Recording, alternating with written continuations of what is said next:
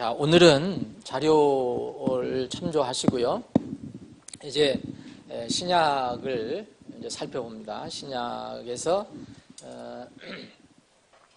난제라고 하는 것, 혹은 또 어떤 사람들은 오류라고 하는 것, 모순이라고 하는 것들을 우리가 살펴보고 있는데, 오늘은 여러분들이 잘 아시는 내용입니다. 예수님께서 40일 금식을 하시고 이 마귀에 의해서 시험을 받으시는 그런 장면이 있어요. 이 장면이 이제 마태복음과 누가복음이 나오는데, 그걸 잘 읽어보시면 이 순서의 차이가 있어요.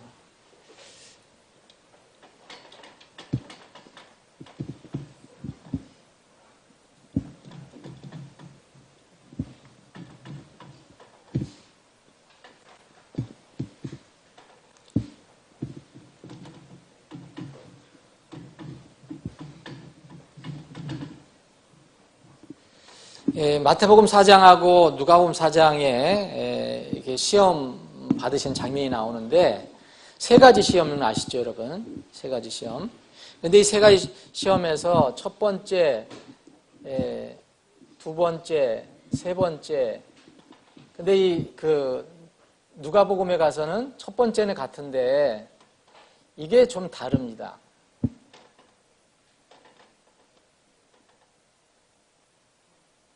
이렇게 돼 있어요. 시험 순서가. 그래서 어떤 사람들은 이거 분명히 사람이 성경이 아무리 뭐래도 사람이 쓴 책이라는 게 증명되는 거다, 이렇게 얘기하는 사람이 있어요. 그러면 이 순서가 왜 이 차이가 있는가? 자, 첫 번째는 마태복음 4장 한번 보시죠. 여러분 한번 오늘 읽어보겠습니다. 마태복음 4장. 그때 예수님께서 성령의 인도를 받아 마귀에게 시험을 받으러 광야로 들어가사 40일을 밤낮으로 금식하시고 그 뒤에 줄이시니라. 이 금식하고 시험을 받으신 거예요. 40일 동안. 우리는 아마 사흘, 40일인데 나흘 금식하고 시험 받으면 글쎄 거의 다 넘어가지 않겠어요? 여러분, 나흘 동안 안 먹으면 여러분들 보이는 게 뭐가 있어요? 저 한 끼 안 먹어도 앞이 어떤 때는 아롱아롱 하는데 40일이에요. 이건 무슨 뜻인지 한번 보세요. 그 시험하는 자가 그분께 나와 이르되 내가 만일 하나님의 아들이거든 명령하여 이 돌들이 빵이 되게 하라. 첫 번째는 그러죠. 이 빵이 되게 하랍니다. 빵이 되게 하라. 이 이유가 첫 번째 이유는 건 아시죠? 40일을 지금 금식하셨어요. 가장 절박한 게 뭐냐? 그리고 이제 5절에 보면 이에 마귀가 그분을 데리고 거룩한 도시로 올라가 성전 꼭대기에 그분을 세우고 그분께 이르되 내가 만일 하나님의 아들이거든 뛰어내리라. 기록된 바 그분께서 자신의 천사들에게 너에 대해 관한 책무를 주시리니 그들이 자기 손으로 너를 받들어 언제라도 내 발이 돌에 부딪히지 아니하게 하리로다 하였느니라. 이게 높은 데서 떨어지는 걸 얘기하잖아. 조용히.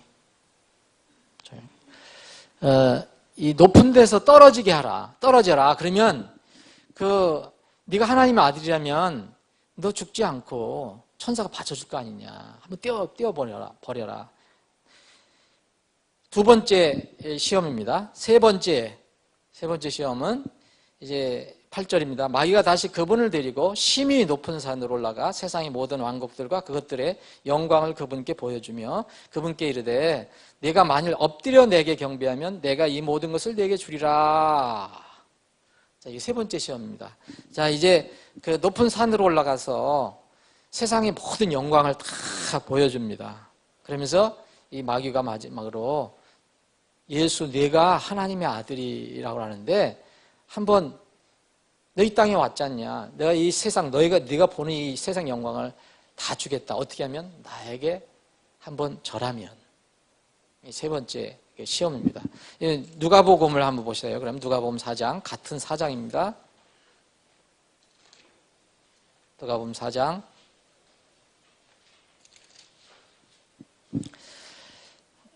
예수님께서 성령님으로 충만하여 요르단에서 돌아오시고 성령에게 인도를 받아 광야로 들어가사 자 시험을 받으시더라. 그래서 3절에 보면 마귀가 그분께 이르되 네가 만일 하나님의 아들이거든 이 돌들에게 명령하여 그것이 빵이 되게 하라. 첫 번째 시험 동일합니다.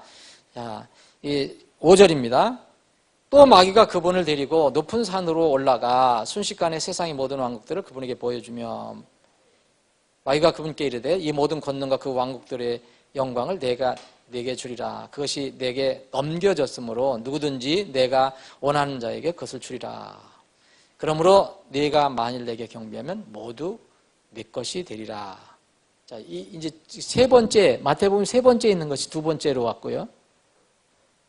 그리고 여기 그 누가복음을 또 보면 9절에 보면 이제 예루살렘으로 가서 성전 꼭대기에 세워두고 여기서 한번 뛰어내려라. 네가 하나님의 아들이면. 바뀌어 있죠? 마태복음 2절, 이 두 번째하고 세 번째하고 여기 누가복음 세 번째하고 이 두 번째하고 세 번째가 바뀌어져 있습니다. 그래서 이게 성경이 하나님이 쓴 책이라면 이렇게 모순이 될 수 있냐. 분명히 둘 중에 하나일 거 아닙니까? 순서를만 얘기한다면. 자, 그래서 그런 주장에 대한 답을 합니다. 이 문제를 우리가 이제 앞으로 이제 사복음서에 관해서 또 다음 시간에도 좀 살펴봐야 됩니다. 우리가 사복음서를 많이 읽잖아요. 마태, 마가, 누가, 요한을 읽는데 같은 사건을 가지고 마태나 마가나 누가 서로 다른 관점에서 묘사되는 것이 있습니다. 그래서 이런 것은 무엇인가 한번 우리가 좀 살펴봐야 되는데 이 문제, 오늘의 이 순서가 뒤바뀐 문제를 이해하려면 먼저 이 사복음서는 네 가지 복음서, 이거 성격을 좀 이해해야 됩니다. 성격. 자, 사복음서를 우리에게 주신 목적은 우리에게 역사를 가르쳐 주려고 한 게 아닙니다. 하나님께서 역사를 주관하시는 분이지만 역사라는 것은 순서가 있는 거잖아요. 고대에서부터 중대, 현대까지 다 순서가 있는 겁니다. 역사는 순서가 있어요. 타임이에요, 타임. 근데 이 순서가 무엇이냐를 가르쳐 주시기 위해서 복음서를 주신 건 아니에요. 물론 역사도 들어있지만 이 복음서는 이 어떤 사건의 세상 인류의 역사의 순서가 이렇다 정확하게 이걸 알려주려고 주신 것이 아니고 이 사복음서를 주신 목적은 이 복음이라는 게 뭡니까? 예수 그리스도를 통한 복음이잖아요. 그래서 복음서라고 그러잖아요. 영어로는 가스펠이라고 하잖아요. 가스펠. 이 복음서를 주신 이유는 예수 그리스도께서 어떠한 분이신가를 알려주시기 위해서 주신 거예요. 복음서는. 목적이 이거예요. 순서, 이것도 정확해야 되지만 역사도 있어야 되지만 이 네 사람이 기록한 목적은 예수님께서 어떠한 분인가 이거를 각자 네 사람이 하나님께서 성령께서 감동해 주신 방법대로 그 방향대로 예수님을 묘사한 겁니다. 근데 자기가 무슨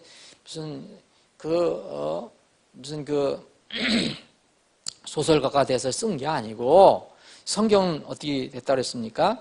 내가 썼지만 만약에 내가 이게 성경을 썼다 그러면 내가 쓰지만 내 생각이나 뜻으로나 내 지식으로 쓰는 게 아니고 하나님께서 내가 쓰게 하도록 하시는 것만 쓰는 거죠. 그게 영감이라 했잖아요. 하나님께서 불어넣으시는 것만 쓰는 거예요. 그래 어떤 사람은 자기가 쓰는 것이 무엇인지도 모르면서 썼어요. 그리고 다른 사람이 쓴 거를 또 이해를 못하는 사람도 있어요. 베드로는 바울이 쓴 성경을 그때 당시에 다 이해를 못했다고 솔직히 고백을 했어요. 하나님께서 기록하게 하신 거예요. 그래서 이 사복음서는 바로 예수님의 복음을 알려주시기 위해서 예수님이 어떤 분인가를 설명해 주는 거예요. 그것이 목적입니다. 그래서 하나님께서 마태, 마가, 누가, 요한이라는 네 사람을 선택하셔서 기록을 하게 하셨잖아요. 그럼 이 사람의 성격, 이 사람의 특성 이런 것들 다 감안하셔서 하나님께서 그 사람에게 적절한 방향으로 이 복음을 기록하게 하셨어요. 영감으로 기록했다는 거예요. 영감이라는 것은 하나님의 숨결. 그러면 이 마태, 마가, 누가, 요한은 여러분 같은 사건이 있어도 어떤 경우는 좀 다른 방향으로 그려지는 게 있어요. 자, 그러면 마태, 마가, 누가, 요한을 한번 여러분들 보세요.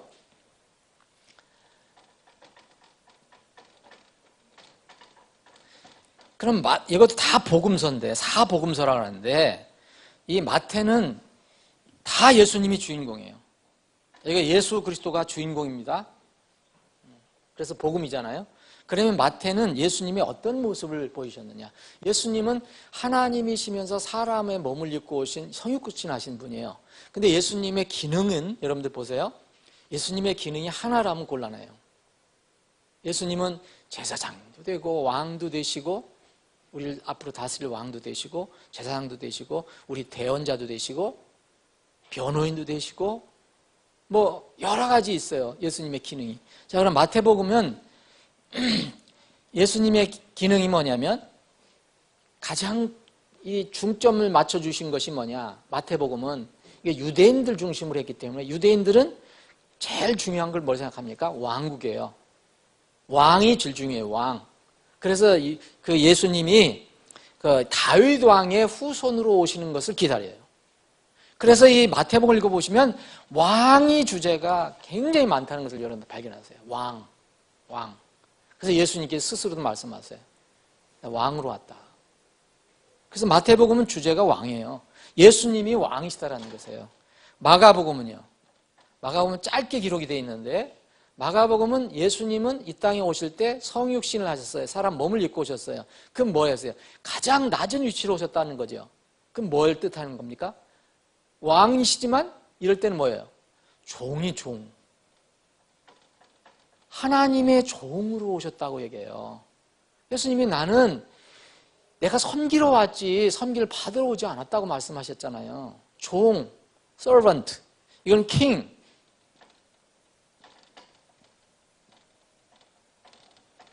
그럼 누가는 뭐예요? 누가는 예수님은 이것도 비슷한 거지만 누가는 이방인이에요. 특별히 누가라는 사람은 이 이방인 의사잖아요. 유대인이 아니에요. 이방인 의사예요. 이방인들에게는 왕 같은 게 별로 의미가 없어요. 왕국 같은 거 관심이 없어요. 그 사람이 유대인의 왕으로 온 거 그런 거 별로 관심 없어요. 여기는 뭐냐면 예수님께서 칭함을 받는 게 있어요. 완전한 사람이시면서 또 하나님이시라고 했잖아요. 그러니까 왕이시면서 사람. 그래서 중보를 하신다 그랬어요. 중보자. 그러려면 어떻게 돼야 됩니까? 사람으로 오셔야 돼요. 사람. 완전한 사람. 그래서 이걸 인자라고 그러죠. 인자. 사람의 아들. 이게 주제예요. 여러분들 잘 보시면 누가복음 읽어보시면. 요한복음은요. 그러면 여기 왕이에요. 예수님 종으로 오셨어요. 사람으로 사람의 아들 인자로 오셨어요. 그러면 제일 중요한 게 빠졌잖아요. 예수님은 그래도 여전히 뭡니까? 태초부터 하나님.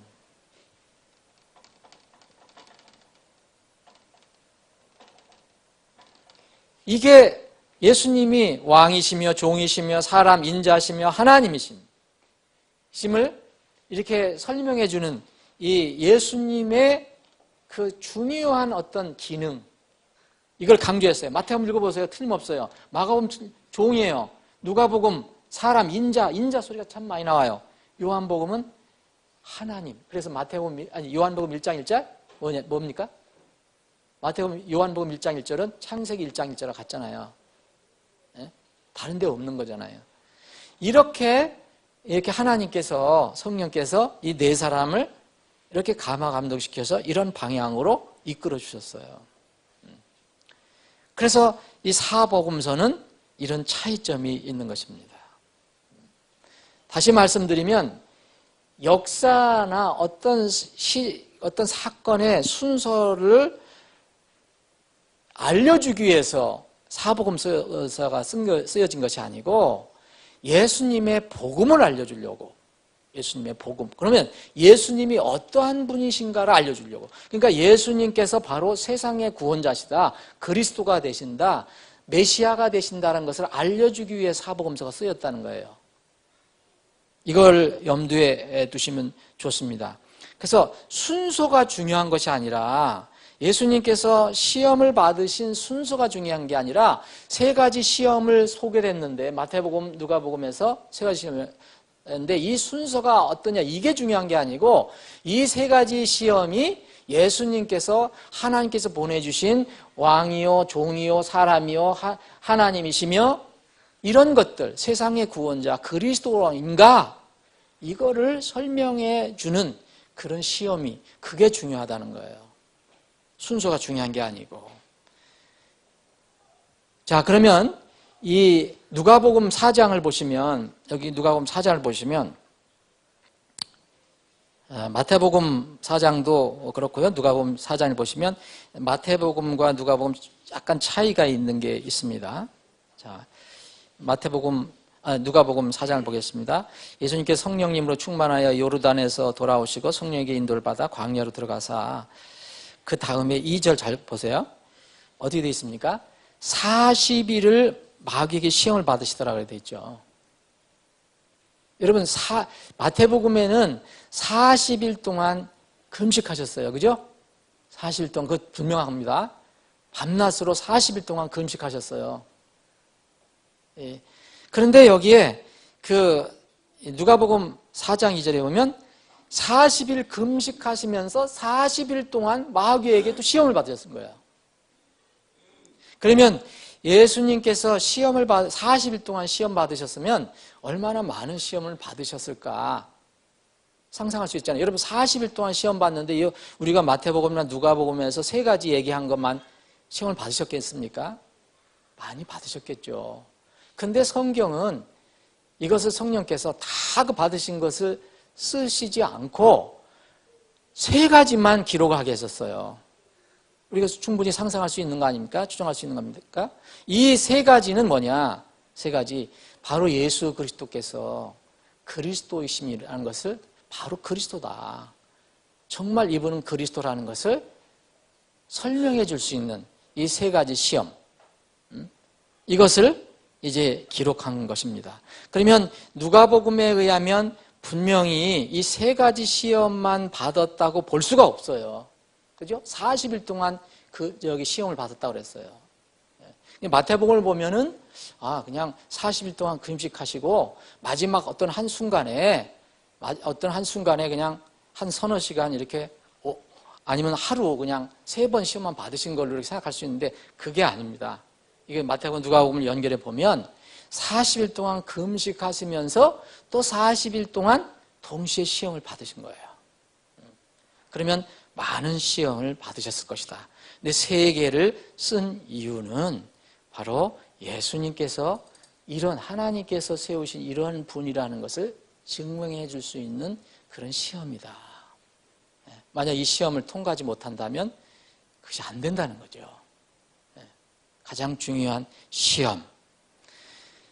그래서 이 세 가지 시험에서 마태는 이 두 번째, 세 번째, 그리고 누가는 세 번째, 이 두 번째, 세 번째 서로 엇갈렸어요. 순서가 바뀌었어요. 첫 번째는 맞지만. 그래서 어떤 사람은 이걸 가지고 이제 일을 제기하는데 다시 말씀드린 세 가지 시험이 중요한 것이기 때문에 이것을 기록한 것이지 어떤 순서가 맞다 기록한 것은 아닙니다. 그러면 만약 그래도 굳이 여러분들께서 그래도 나는 그 순서를 꼭 좀 알았으면 좋겠습니다. 그가 못 알면 내가 견디지 못할 것 같아요.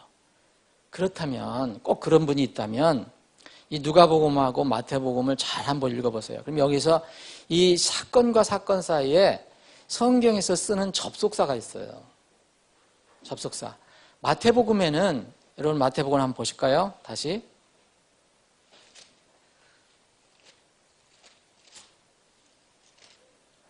마태복음 4장을 보시면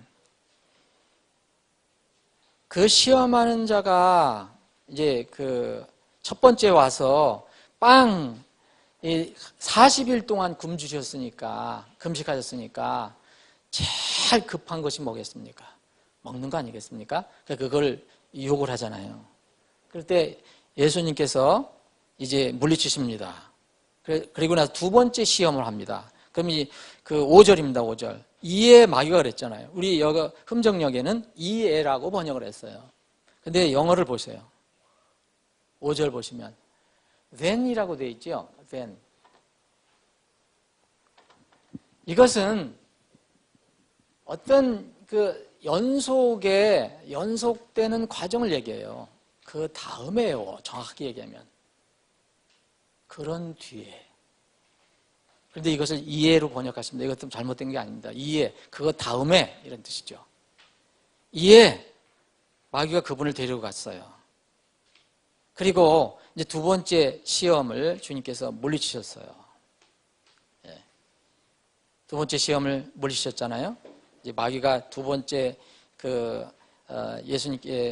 예수님을 시험한 것은 뭐냐면 성전에서 한번 뛰어내려봐라. 그럼 넌 죽지 않을 것이다. 그걸 또 물리치셨잖아요. 그랬더니 세 번째 시험을 합니다. 8절 보세요. 8절. 두 번째 8절 보면 이 마귀가 다시 그분을 데리고 심히 높은 산으로 올라가. 여기에 보면 again이라는 말을 쓰고 있어요. 다시 8절에 보면 영어로 보면 그리고 이제 세 번째 경배를 네가 나에게 경배하면 내가 모든 것을 주리라 그렇게 얘기를 했잖아요.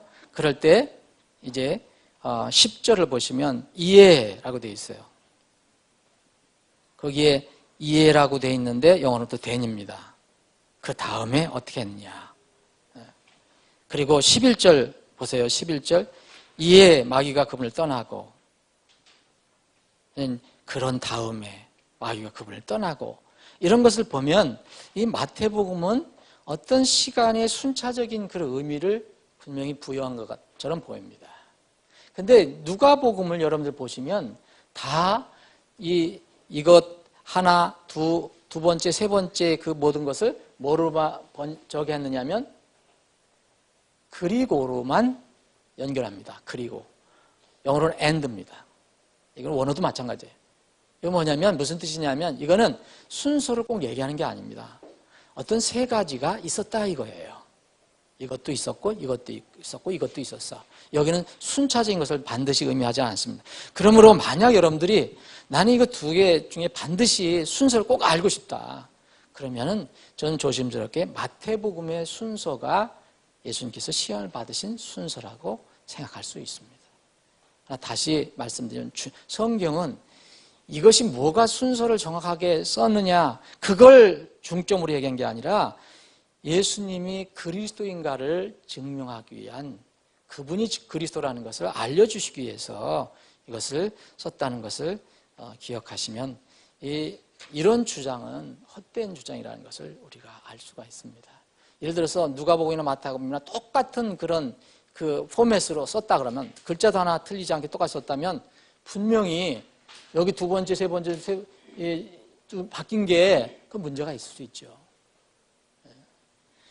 자, 이제 이것은 그렇게 사실 중요한 게 아닌데 우리가 이 마태복음 4장에서 그리고 누가복음 4장에서 예수님의 시험 받으신 거, 예수님의 시험은 공생애를 시작하기 전에 바로 직전에 받으신 거예요.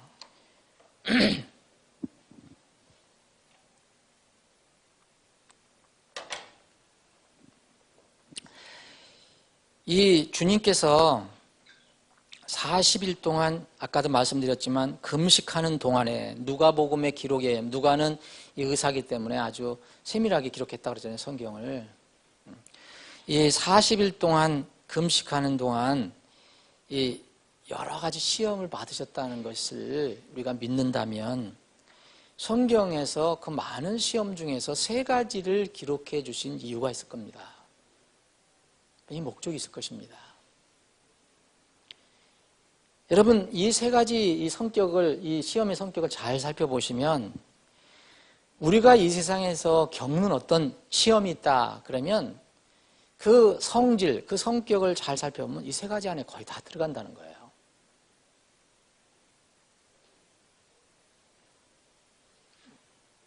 세 가지 시험에 다 들어간다. 이게 무슨 소리가 나죠? 저는 그렇게 생각합니다.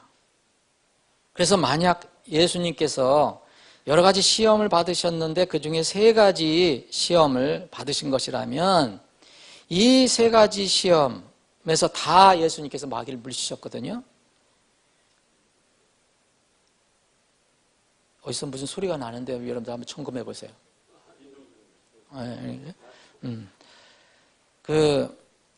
이 마귀를 시험에서 물리치셨잖아요. 그러면은 예수님께서 공생애를 시작하기 바로 직전에 이 일을 하셨어요. 이 성령께서 인도하셨거든요.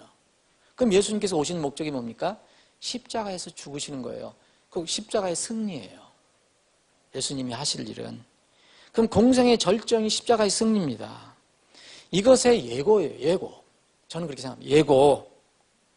그러면 예수님께서 우리에게 또 이 땅에서 본을 보이고 하셨어요. 예수님이 지신 십자가는 아무도 못 집니다. 예수님만 지실 수 있는 십자가. 이건 세상 모든 죄를 담당하실 분이 오직 한 분이요. 그런데 예수님께서 너희들이 내 십자가를 지고 따라오라고 말씀하신 적이 없어요. 여러분 잘 보세요. 너희들의 각자의 십자가를 지고 날 따라오라고 얘기했어요. 그럼 우리가 다 각자 우리 각자의 삶에 십자가가 있습니다. 이건 다른 사람하고 십자가가 똑같지 않습니다. 예수님은 이 세상 죄를 위한 그 유일한 십자가를 지셨어요. 근데 우리는 각자의 십자가가 있어요. 삶에 대한, 인생에 대한. 우리가 십자가에, 우리의 주어진 십자가에 대한 믿음, 그리고 그리스도가 지신 십자가에 대한 믿음, 이런 거에 관한 예수님이 3번 시험을 받으신 것은 그런 시험일 것이다. 그 첫 번째 시험은 무슨 시험입니까? 좀 아시잖아요. 배고파서 40일 동안 금식하시고 굶주렸을 때에 마귀가 시험한 것은 아무거래도 그러잖아요. 배고프면 돌이라도 씹어삼키겠다. 며칠 굶으면 돌이라도 씹어삼킨다 그런 말 하잖아요. 그런 상황에서 40일 동안 굶주렸을 때 마귀가 첫 번째 유혹하는 건 뭐냐면 예수님께 이 돌들을 네가 하나님 아들이거든 이 돌들을 빵으로 만들어서 먹어라 얘기합니다. 예수님이 이렇게 하실 수 있는 분이잖아요. 이건 무슨 유혹입니까? 마귀가 하는 겁니다. 마귀. 우리에게 똑같은 유혹이에요. 예수님이 3번 경험하신 이 유혹은 사실 마귀가 세상에 주는 유혹이고 우리 각자에게 주는 유혹이에요. 가장 큰 유혹이에요. 그게 뭐냐? 아주 가장 기본적인 우리가 겪는 유혹 중에서 가장 기본적인 유혹은 바로 육체적인 문제, 육신의 문제, 먹고 사는 문제예요. 여러분 무슨 문화 문제, 무슨 관광 문제, 무슨 예술 문제 이거 배고프면 아무것도 안 되는 거예요. 여러분 왜 아프리카 어느 나라에서 우리가 지원하는 토고 선교사님 같은 그 나라에서 당신 나라의 문화가 어떻고 예술이 어떻고 문학이 어떠냐 참 곤란한 얘기예요. 그 나라는 가장 기본적인 게 뭡니까? 먹는 문제예요. 먹는 문제. 이게 문학, 예술 이런 것들은 다 사실 유럽에 많이 있잖아요. 먹는 거. 미국 이런데 우리나라도 배부르고 등 따뜻하니까 이제 그런 거 많이 하지만 그게 나쁘다는 게 아닙니다.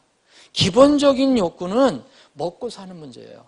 마귀가 제일 먼저 우리에게 유혹하는 것은 이 문제입니다.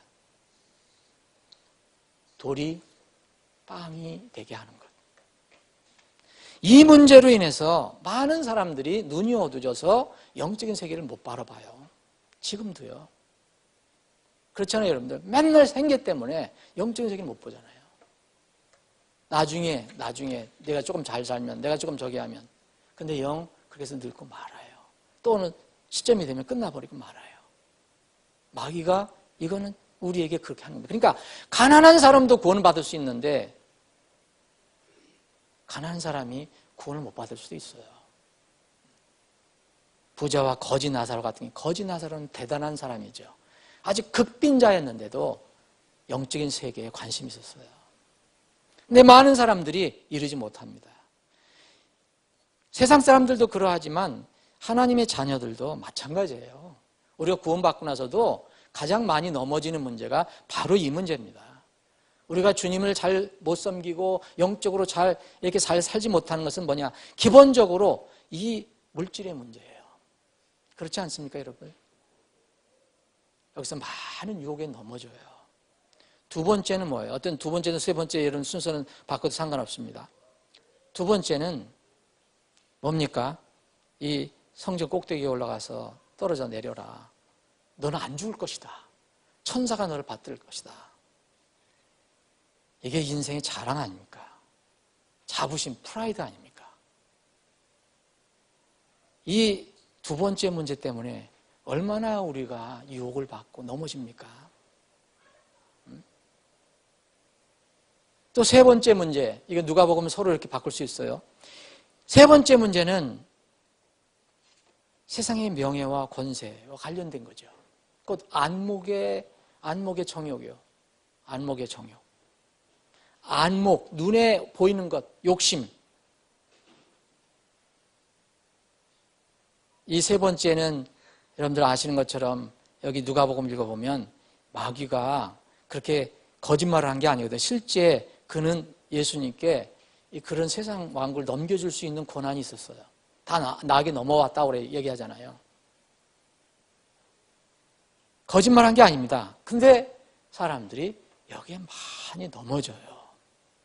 안목의 정욕 때문에, 세상 명예 때문에, 세상 권세 때문에 믿음에서 떠나거나 눈이 열리지 않거나 그렇습니다.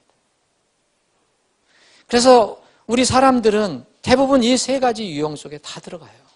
시험의 성격을 이렇게 분석해 보면 다 들어갑니다. 첫 번째, 이 기본적인 아주 욕구, 우리가 기본적인 육체의 욕구, 사람의 본능적인 욕구를 못 이겨서 넘어가는 사람이 있어요. 그거를 어떻게 잘 통과하면 그 다음에 바로 인생의 자랑, 프라이드, 그리고 이 안목의 정욕, 이런 것 때문에 또 넘어지는 사람이 많습니다. 마귀가 제안하는 것 세 가지는 다 보세요. 뭡니까? 다 우리가 눈에 보이는, 누릴 수 있는 세상에 관한 것입니다. 육신에 관한 것입니다. 영적인 것은 하나도 없습니다. 그래서 마귀가 제안하는 것 모든 것은 우리 육신에게는 굉장히 달콤한 꿀이에요.